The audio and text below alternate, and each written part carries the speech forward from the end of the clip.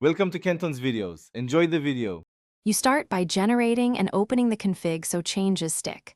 Run Jupyter Notebook generate config and then open the Jupyter Notebook config. Py file. Once open, look for the C. Notebook app. Notebook dir line and prepare to set it to your absolute path. Make sure to use raw string style on Windows, for example arc, /users /u /notebooks. This approach is persistent. It changes the server default versus typing a flag every time. Save the file and confirm ownership and file permissions before moving on. Now you apply the change or choose an alternative method. Edit the config line to point at your folder and save. That makes it the default. Alternatively, launch the server with Notebook dir for a one-off session, which is handy for testing.